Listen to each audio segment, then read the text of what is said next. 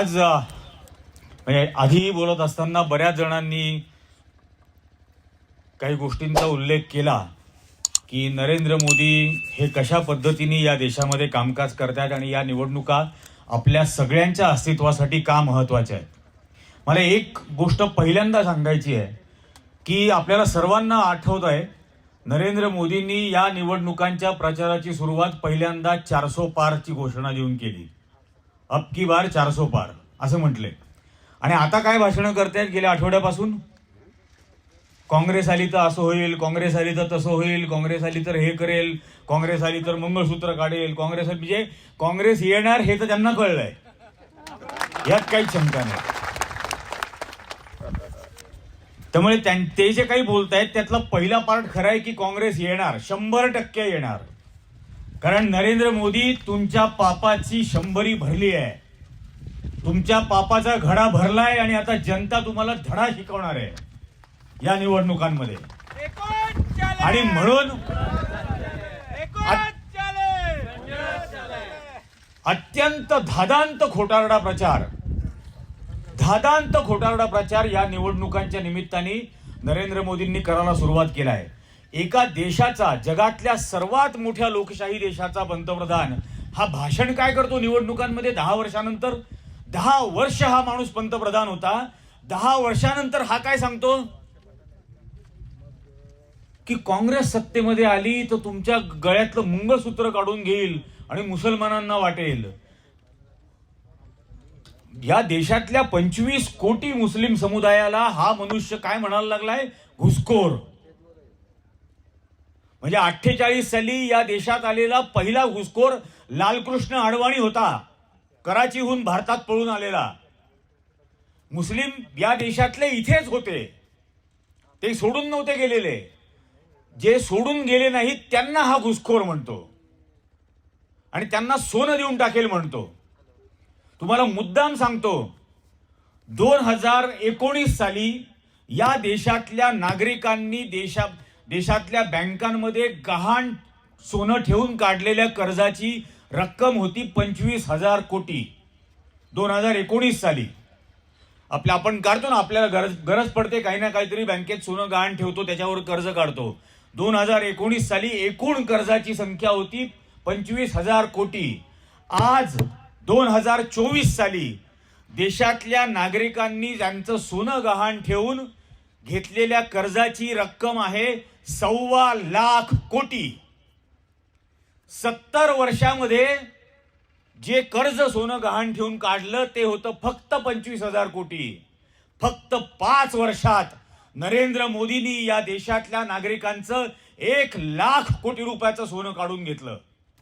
आणि हा लोकांना भीती दाखवतो की काँग्रेस काढून घेईल. काँग्रेसनी हा प्रकार कधीच केलेला नाही, कधीही नाही. 65 साली ज्या वेळेला या देशावरती युद्धाची परिस्थिती आली तेव्हा इंदिरा गांधींनी त्यांचं सर्व सोनं या देशाला दान दिलं. स्वातंत्र्य मिळालं ज्या दिवशी, त्याच्या दुसऱ्या दिवशी पंडित नेहरूंनी त्यांच्या मालकीची 198 कोटी रुपयाची मालमत्ता देशाच्या नावावर केली. आणि त्यावेळेला यांचे नेते 60 रुपये पेन्शन मागत होते आणि घेत होते. हे आपल्याला सांगणार की देशभक्ती काय आहे, आज कुठल्या स्थितीला नेलंय. खूप बोलतात ना विकसित भारत. मला तुम्हाला विचारायचं आहे, विकास म्हणजे काय? कोणत्या गोष्टीला तुम्ही विकास म्हणता? इथं बऱ्याच मायमाऊली पण बसलेल्या आहेत. तुम्ही सांगा, विकास तुम्ही कशाला म्हणता? 5 वर्षापूर्वी तुमचं जेवढं उत्पन्न होतं त्यात किती वाढ झाली? 10 वर्षापूर्वी तुमचं उत्पन्न जेवढं होतं त्यात किती वाढ झाली? वाढलं का उत्पन्न? 10 वर्षापूर्वी तुम्हाला जे काही उत्पन्न होतं त्यातले जे काही पैसे तुम्ही वाचवत होतात घरामध्ये, तुमची ती बचत वाढली आहे का 10 वर्षानंतर? तुमच्या मुलाबाळांना कॉलेजमधल्या, शाळेमधल्या शिक्षणासाठी ऍडमिशन घेणं हे 10 वर्षापूर्वी सोपं होतं का आता सोपं आहे? कोणत्या गोष्टीला तुम्ही विकास म्हणणार? हा खरोखर विचार करण्याचा प्रश्न आहे.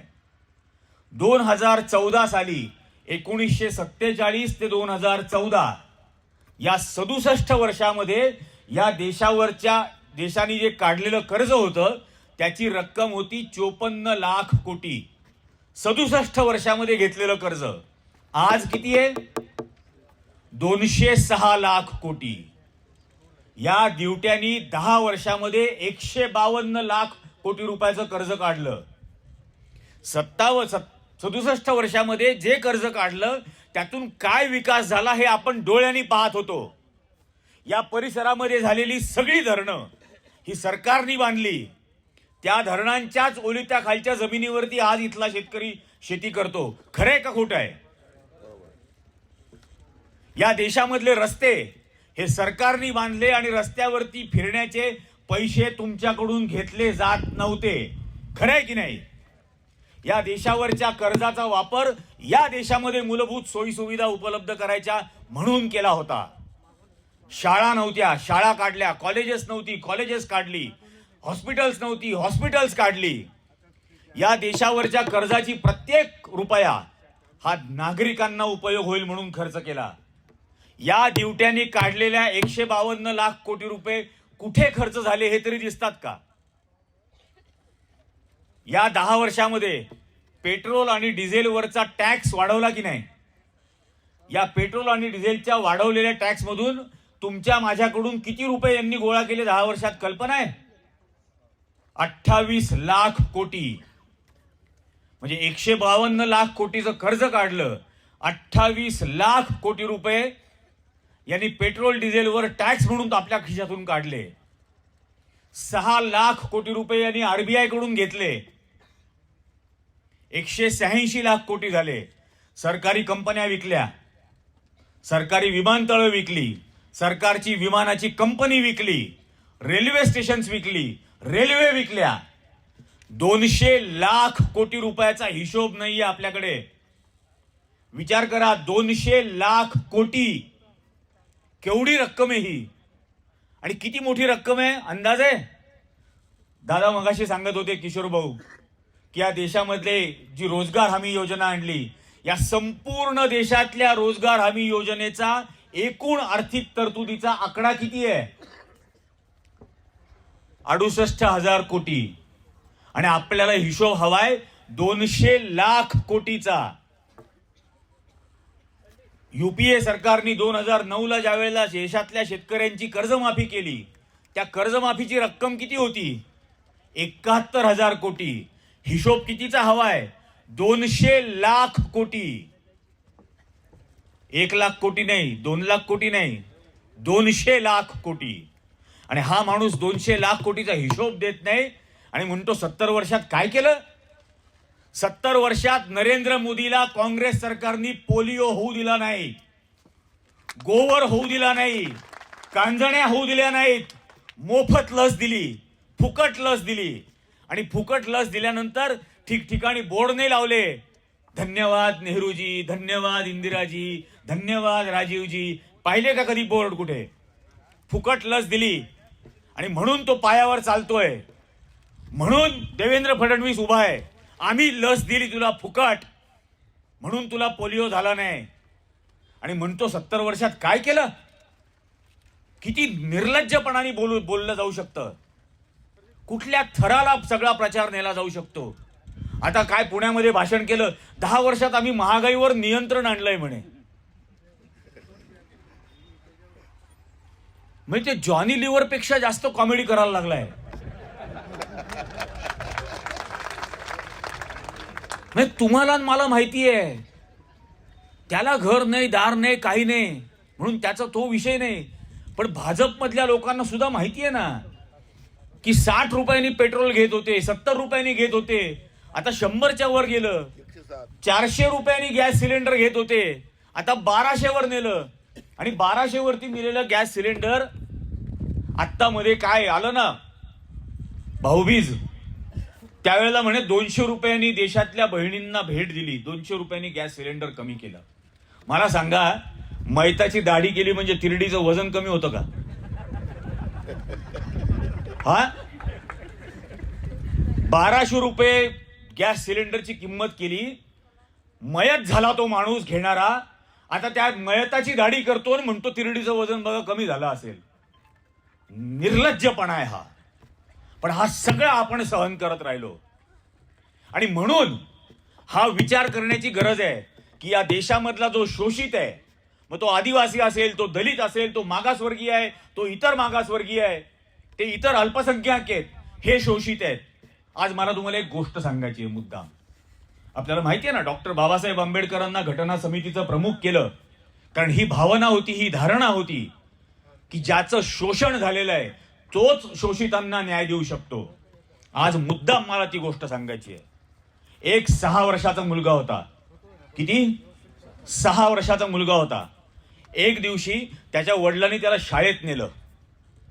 शाळेमधून परत आला, मित्राकडे खेळायला गेला. दलित कुटुंबातला होता.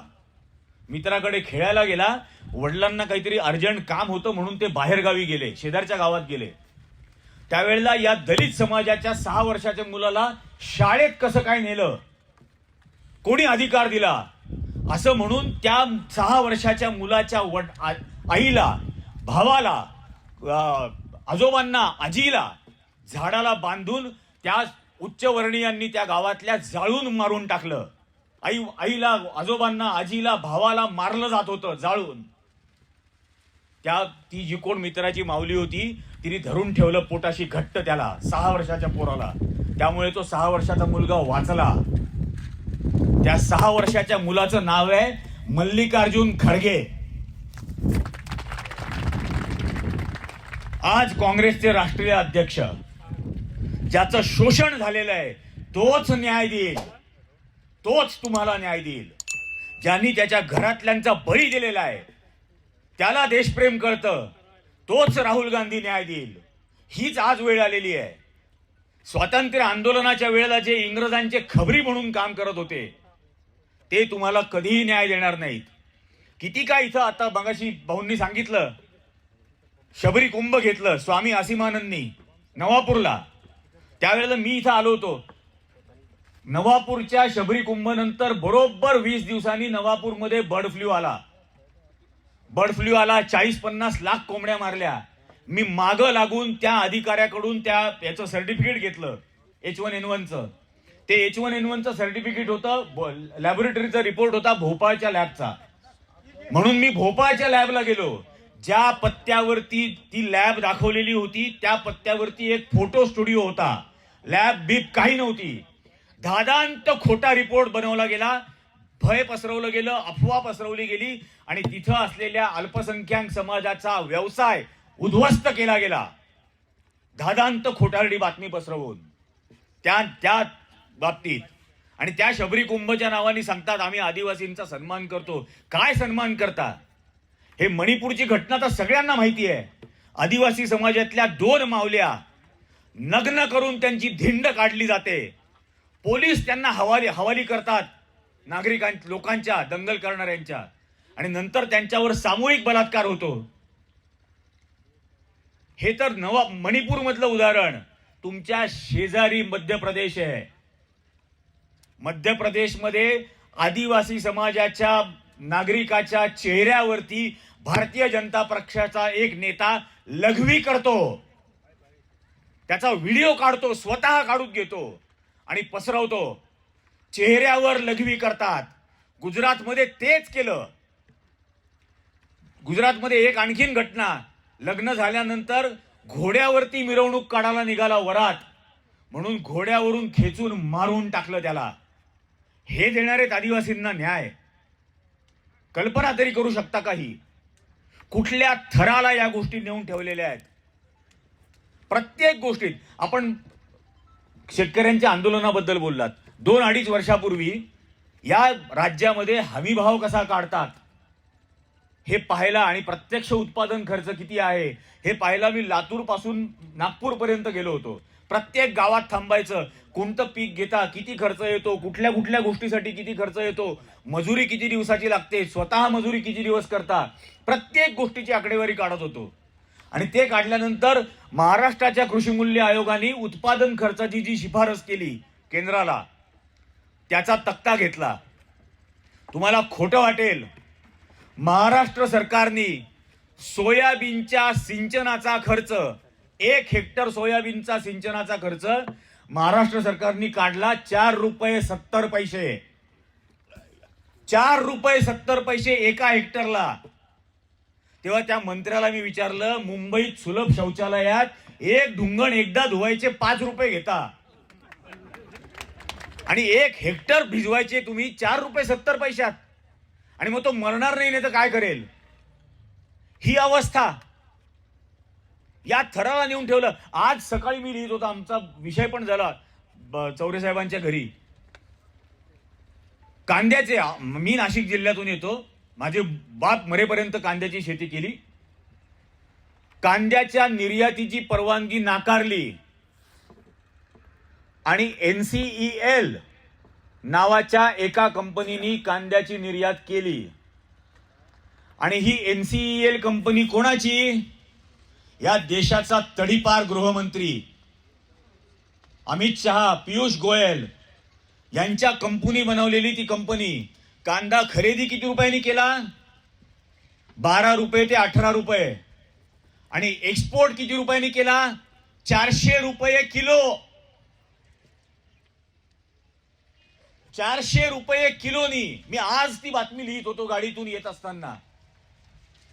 तुमच्या माझ्या पोटचा अन्नाचा प्रत्येक कण हा भारतीय जनता पक्ष हिरावून घेतोय. आपण कधी जागा होणार आहोत? कधी याच्या विरोधात उभं राहायचं आहे?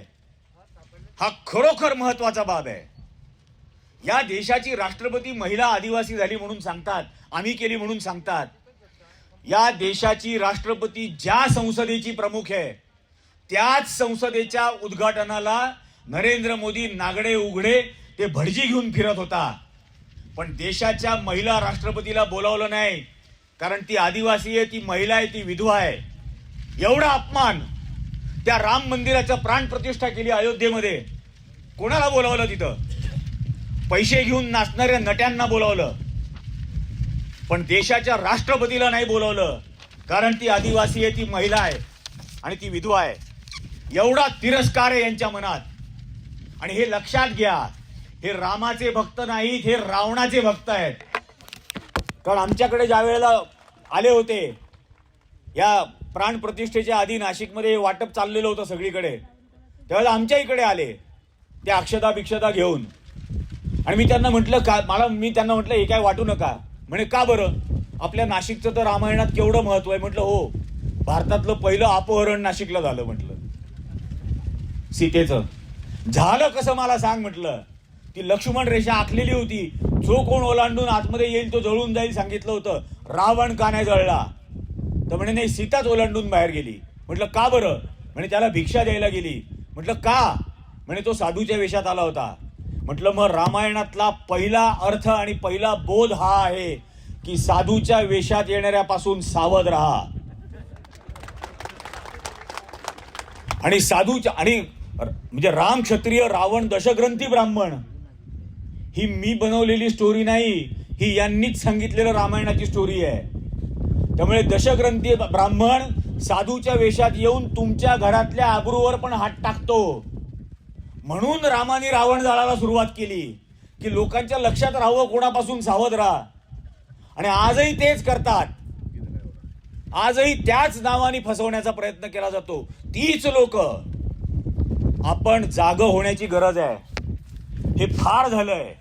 आणि म्हणून या सगळ्या अन्यायाच्या दुसऱ्या बाजूला गेलो आपण, तर हे बघायला लागेल की आता काय करणार आहोत आपण. या 2024च्या निवडणुकांच्या आधी गेली 2 वर्ष राहुल गांधी या देशाच्या रस्त्यावरती 10,000 किलोमीटर पायी फिरले. तुम्ही सगळ्यांनी बघितलं, इथे येऊन गेले. नंदुरबार जिल्ह्यातून धुळ्यात 10,000 किलोमीटर. पहिल्यांदा 4,000, नंतर दुसऱ्या यात्रेत 6,000. या देशातल्या नागरिकांचं दुःख ऐकण्यासाठी. त्याचा कुठलाही फोटो काढा. या देशातल्या सर्वसामान्य नागरिकाच्या बरोबरचे सगळे ते फोटो आहेत यात्रेतले.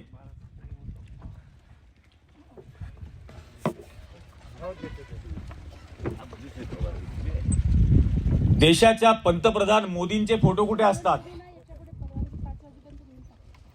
समुद्राच्या तळाशी कधीतरी बसलेला आहे, कधी मध्येच ते सोंगाड्यासारखं काय काय माळा घातलेल्या आहेत, कधी गुहेमध्ये जाऊन बसलाय, कधी समुद्रावरती फाईल घेऊन फिरतोय, कधी एवढी जाळी वाढवली, कधी एवढी केली, कधी एवढी केली.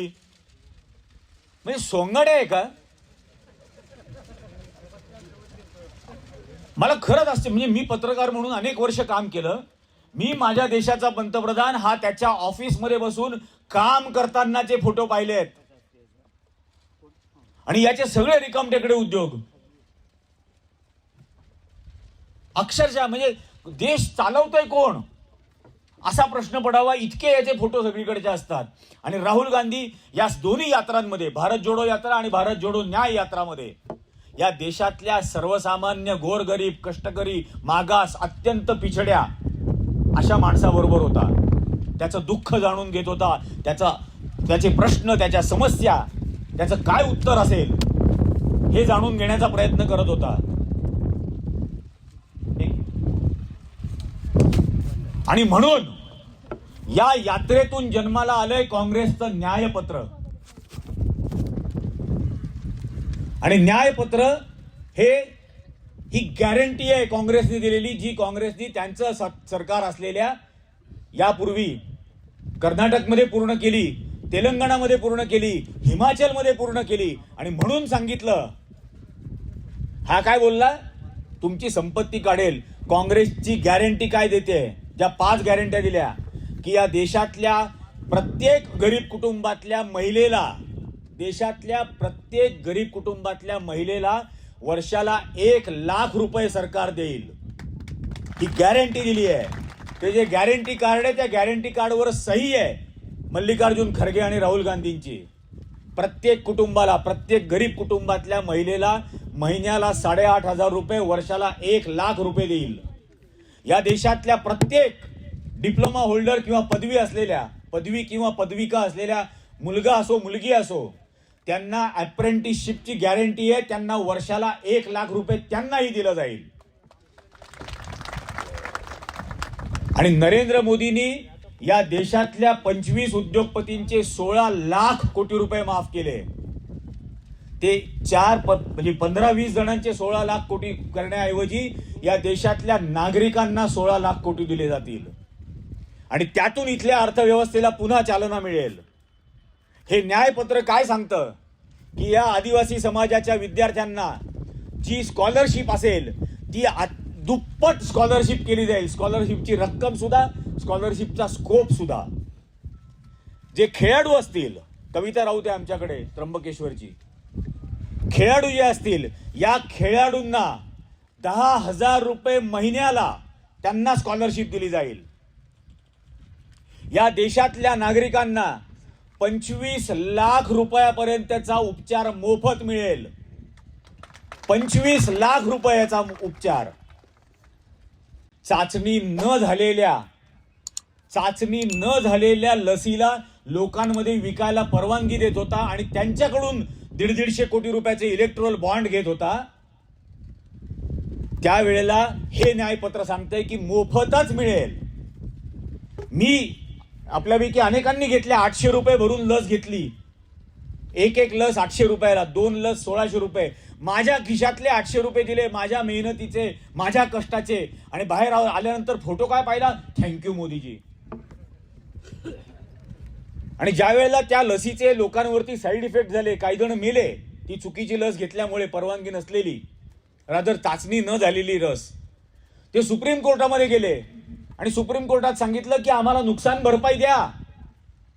त्यावेळेला नरेंद्र मोदी सरकारने सुप्रीम कोर्टाला सांगितलं, लसीकरण आम्ही केलेलं नाही, लसीकरण राज्य सरकारांनी केलेलं आहे, राज्य सरकारांकडे याचं नुकसान भरपाई मागावी. मग लसीकरण जर राज्य सरकारांनी केलं तर तुमच्या आणि माझ्या लसीकरणाच्या सर्टिफिकेटवरती तुझं थोबाड का? पुरुषाच्या सर्टिफिकेटवरती पण हाच, बायांच्या सर्टिफिकेटवरती पण हाच. काय कमाल आहे. आणि खुशाल बेछूटपणाने सांगतो की लसीकरणाचा आमचा संबंध नाही. आणि आता भाषणं काय करायला लागले, तो तडफडणवीस. निदान लसीकरणासाठी तरी मत द्या. निदान लसीकरणासाठी आमच्या पैशांनी घालेलं ना भाऊ, आमचे पैसे खर्च केले आणि त्याच्यासाठी तुला मत देऊ, आणि ते उशिरा केलं. ज्यावेळेला कोरोना सुरू झाला त्यावेळेला तुम्हाला काय करायला लावत होता? टाळ्या वाजवा, थाळ्या वाजवा, दिवे लावा, दिवे बंद करा. मी म्हटलं सोंगाडे, काही वैज्ञानिक दृष्टिकोनच नाहीये, कुठल्याच गोष्टीकडे बघण्याचा नाहीये. परवा पुण्यामध्ये भाषण करताना काय म्हणे, भटकती आत्मा. अबे देशाचा पंतप्रधान काहीतरी शोभेल असं वाग ना. कोरोनामध्ये जे 40 लाख जण मेले कोविडमध्ये, ते 40 लाख भटकते आत्मा झालेत आणि वाट बघतायत की तू कधी हारतो. जे 750 शेतकरी दिल्लीच्या सीमेवर मेले, ते 750 भटकती आत्मा वाट बघतायत तुझा पराभव होतो कधी. ज्या पुलवामामध्ये 42 जवानांचा हत्या झाली, ते 42 सैनिक वाट बघतायत की याचा पराभव कधी होतो. जे 25 जवान चीनच्या सीमेवरती मेले, आणि हा खुशाल सांगतो चीननी 1 इंच जमीन घेतली नाही, ते 25 जवानांचे कुटुंब वाट बघतायत तुझा पराभव कधी होतो. बहुत हिसाब देना है मोदी. आणि काय वाटेल ते सांगतं, झोला उठा के लेके जाऊंगा. अरे कैसे ले जाएगा झोला उठा के? झोले की तलाशी हम करेंगे. तुम्हारे झोले में क्या क्या छुपा के ले जा रहे हो, हम तलाशी लेंगे. आणि इकडे तिकडे जाऊ देणार नाही. तिहार जेल. या देशाशी गद्दारी केलेली आहे तू. या देशातल्या सामान्य, सर्वसामान्य गरीब माणसाशी गद्दारी केलेली आहे. त्याचा रोजगार काढून घेतलेला आहे. 80 कोटी लोकांना मोफत धान्य देतो. ही छाती बडवून सांगायची गोष्ट आहे का तोंड लपवून बोलण्याची गोष्ट आहे?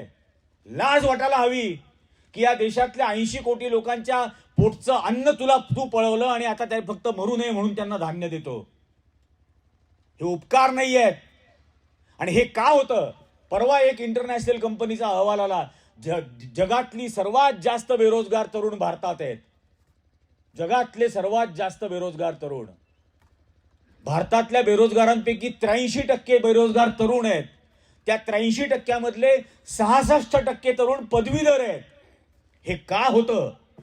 हे का होतं? या कारण माझ्या देशाचा पंतप्रधान असा आहे जो सांगतो की माझ्या आयुष्याची 40 वर्ष मी भीक मागून खाल्ली.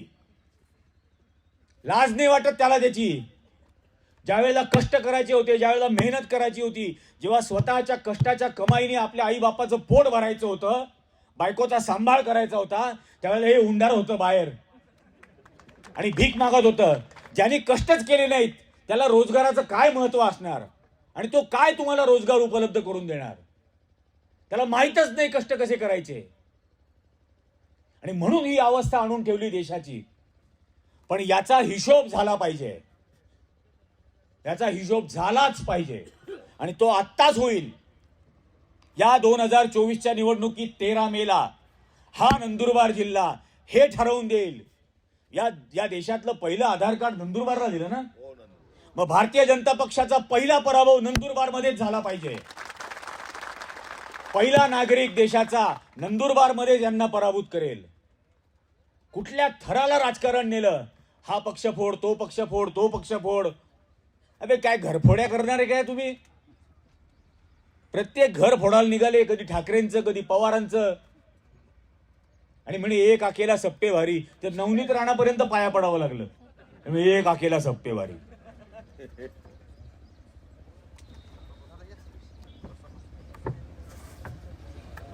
त्यामुळे आज या सगळ्या गोष्टींचा विचार करायचा आहे. 2 दिवसापूर्वी एक अत्यंत भयंकर प्रकरण समोर आलेलं आहे. इथं महिला बसलेल्या आहेत, इथं सर्व पुरुष बसलेले आहेत. आपल्याला आई आहे, आपल्याला बहीण आहे, आपल्याला मुलगी आहे, आपल्याला बायको आहे. 2 दिवसापूर्वी भारतीय जनता पक्षाच्या युतीचा कर्नाटक मधला एक उमेदवार प्रज्वल रेवण्णा, ज्याचा नरेंद्र मोदींनी प्रचार केला, 8 दिवसापूर्वी प्रचारात सांगितलं प्रज्वल रेवण्णाला मिळणारं मत मला ताकद देईल, त्याला मत म्हणजे मला मत. हे नरेंद्र मोदींनी छाती ठोक बोलला. त्या प्रज्वल रेवण्णानी त्याच्याच लॅपटॉपवर, फोनवरती रेकॉर्ड केलेले 2970 अश्लील व्हिडिओ समोर आलेत. म्हणजे 18-19 वर्षाच्या मुलीपासून 63 वर्षाच्या घरकाम करणाऱ्या बाईपर्यंत, त्याच्याच घरात काम करणाऱ्या बाईपर्यंत, त्याच्या पक्षाच्या खासदार आहेत, त्या तिथल्या अधिकारी आहेत, कॉर्पोरेट कंपन्यांमध्ये नोकरी करणाऱ्या महिला आहेत, त्या 63 वर्षाची आजीच्या वयाची बाई ती त्याला हात जोडून रडत रडत म्हणते की तुझ्या आजोबांना पण मी खाऊ घातलंय रे, मला तरी सोड. पण हा थांबत नाही. 2970 व्हिडिओ, अश्लील व्हिडिओ हे समोर येतात आणि समोर आल्यानंतर ज्यावेळेला त्याची केस कर्नाटक सरकार दाखल करतं, दुसऱ्या दिवशी तो माणूस पळून जातो जर्मनीला.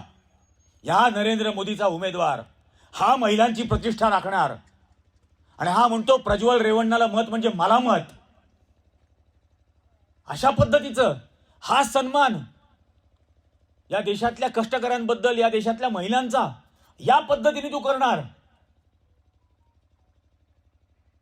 किती गलिच्छ थराला सगळं नेऊन ठेवलंय. हा होता का भारत? हा तुमचा माझा भारत होता का? आणि प्रियंका गांधी त्यांच्या आजारी असलेल्या मुलीला 3 दिवस भेटायला गेल्या तर हा तडीपार भाषण करतो की प्रियंका गांधी टुरिझम करतायत. म्हणजे प्रियंका गांधी 3 दिवस भेटायला जाणार आहेत मुलीला त्यांच्याच, हेची माहिती तुझ्याकडे आहे. पण 2970 अश्लील व्हिडिओ रेकॉर्ड करणारा प्रज्वल रेवण्णा हा जर्मनीला पळून जाणार आहे हे तुम्हाला माहित नाही. हे अशा सर्व प्रकारच्या अत्याचारांना संरक्षण देणारी माणसं आहेत. शेतकऱ्यांना चिरडून मारलं, भाऊंनी सांगितलं मगाशी, लखीमपूर खिरीला यांच्याच मंत्र्याचा पोरगा. हे खरंच विचार करा. ज्या संविधानाने मला हक्क दिले, अधिकार दिले आणि कर्तव्य सुद्धा सांगितली, तेच संविधान आम्हाला हवं. तो काहीतरी भाषण करतो काँग्रेस शर्यत आहे. काँग्रेसनी शर्यत नाही आणली, काँग्रेसनी संविधान आणलं आणि देश सुद्धा संविधानाच्या मार्गावर चालवला. एक मात्र नक्की, मनुस्मृतीवरती हा देश चालू देणार नाही, 1 मिनिट सुद्धा चालू देणार नाही. जो जाती जाती, धर्माधर्मात, स्त्री पुरुषांमध्ये, गरीब श्रीमंतांमध्ये, अशिक्षित शिक्षितांमध्ये फक्त भेदभाव करतो, द्वेष निर्माण करतो, त्या मनुस्मृतीवर हा देश 1 सेकंदही चालू देणार नाही. हे स्वातंत्र्य आम्हाला मिळालं कारण आमच्या वाडवडिलांनी किंमत चुकवली. हे स्वातंत्र्य टिकवायचं असेल तर आपल्याला किंमत चुकवायला लागेल आणि आपण चुकवू. पण हे स्वातंत्र्य अबाधितच ठेवू. या 2024च्या निवडणुकीमध्ये 13 तारखेला नंदुरबार जिल्ह्यातून ही सुरुवात झाली पाहिजे की नंदुरबार लोकसभा मतदारसंघामध्ये काँग्रेस पक्षाचे इंडिया आघाडीचे जे उमेदवार आहेत, ॲडव्होकेट पाडवी, गोवाल पाडवी, यांना प्रचंड मतांनी विजयी करायचं आहे. 7 वाजता मतदान सुरू होईल, 6 वाजता इथं लाईन लागल्या पाहिजेत आणि 100% मतदान करायचं आहे आणि यांचा संपूर्ण पराभव करायचा आहे. तरच आपण हा देश वाचवू शकू. तरच या देशाची संस्कृती आणि स्वातंत्र्य, हे समता, बंधुता, न्याय हे आपल्याला टिकवता येईल. एवढा निर्धार आपण आजच्या निमित्ताने या ठिकाणी करू. येणाऱ्या काळामध्ये पुन्हा एकदा भारत त्याच प्रगतिशील लोकशाही मार्गावर चालेल हा निश्चय या निमित्ताने करू. या निमित्ताने या आजच्या सभेसाठी मला बोलावलं, याबद्दल मी पुन्हा आयोजकांचे अगदी मनपूर्वक आभार मानतो. जय हिंद, जय भीम, जय महाराष्ट्र.